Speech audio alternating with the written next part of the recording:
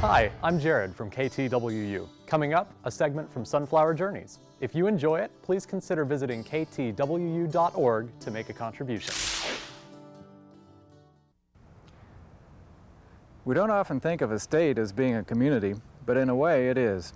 In our final story, Tom Averill assumes the role of William Jennings Bryan Oleander to reflect on this place called Kansas.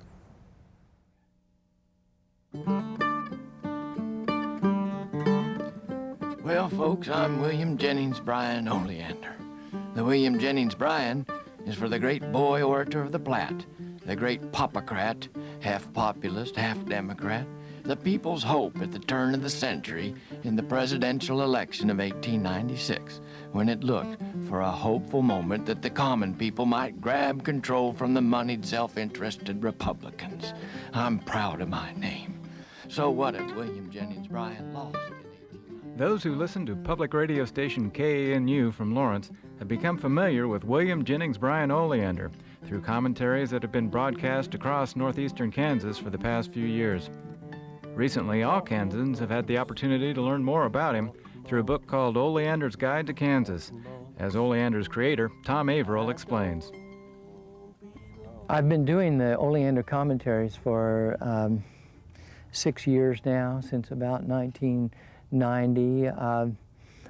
First of all, just once a month, and then twice a month, and then weekly when Mr. Oleander was in the legislature. And I felt like I had enough commentaries that if I organized them into a guide, sort of a sense of, if you read this, you'd kind of know what Oleander thought of the state of Kansas, starting with history and politics and culture and geography and weather and what Kansans in the small town like or don't like about tourism or Walmarts or other kinds of things that we all have to put up with. Now, not a one of us Oleanders knows where the oleander comes from. We know the oleander is a plant. We know it can grow in Kansas. We know it's poisonous in all its parts: berry, leaf, stem, branch, and root. We're not nourishing, but we have our beauty, our elegance, our place in the world, and in Kansas. And since the early days of the state, that place has been Here, Kansas. Here, Kansas is the fictional small town that Averill created to provide a backdrop for Oleander's commentaries and to provide a means of including references to other characters who add color to these commentaries. When I started doing Mr. Oleander, I really just had Mr. Oleander.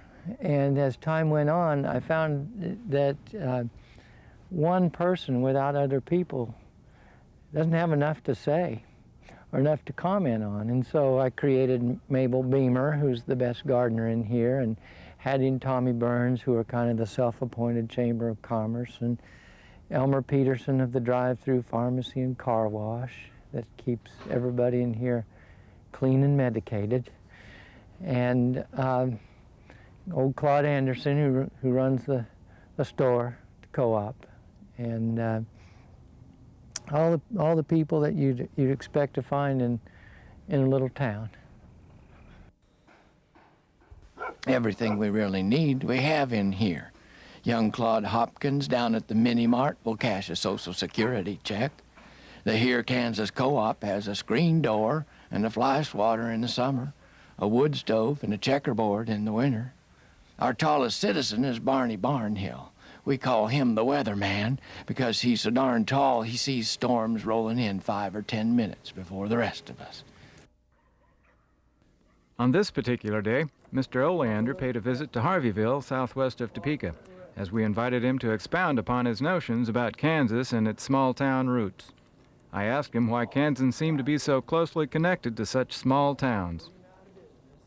Well, my sense of it is that I just have to walk into the co-op and I might ask Claude Anderson, how's your grandson doing? He says, well, what do you mean, the one in Manhattan or the one in Topeka or the one in Kansas City or the one out in California?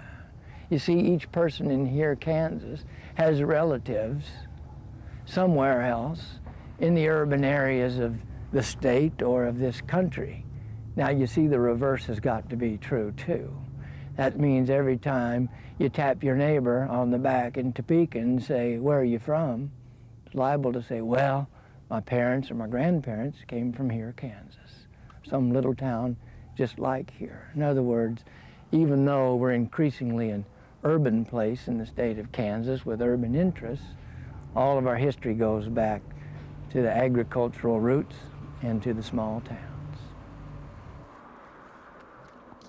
Now, don't go hustling to find your latest Kansas Department of Transportation map of the Sunflower State. You won't find here, Kansas.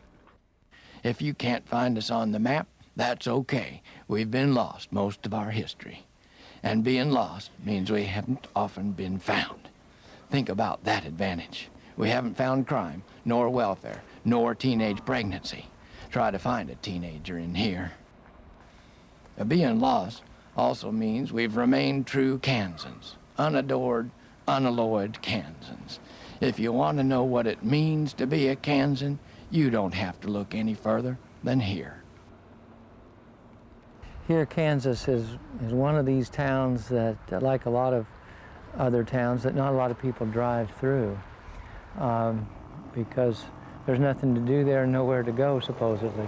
But the people who live in those towns still have cherish a sense of their heritage in here. And as Mr. Oleander says, you've driven through a lot of places like here. You know you're in one when the failed bank and the closed down post office share the same abandoned limestone building. When asked what he thinks about the idea that Kansas itself is a community, Mr. Oleander's response echoes the notion that this state is a land of contrasts. I think Kansas is in some ways two places. I think that politically, obviously, we're all one place, but when you look at us geographically, you do see prairie on one side, plains on the other. You see ample rainfall to the east, and you see semi-arid conditions in the west.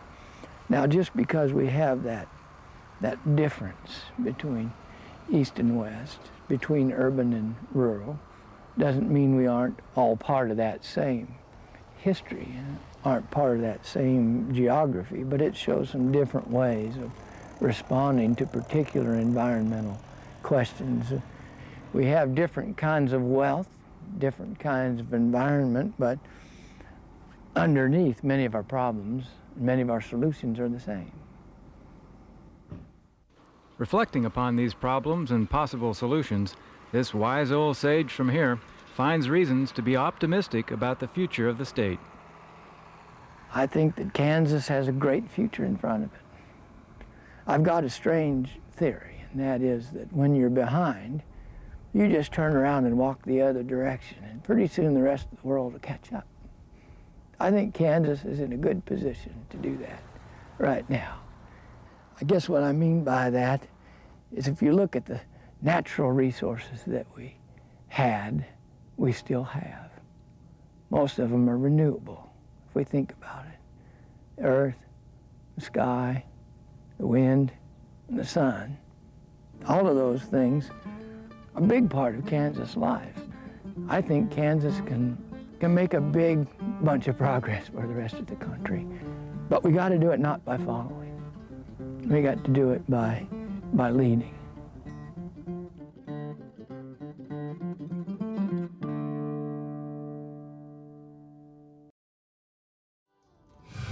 Glad you could stop by to see a clip from Sunflower Journeys. There are more great local stories out there waiting to be discovered, but it takes help from viewers like you and me to make it happen. Visit ktwu.org right now to make a pledge.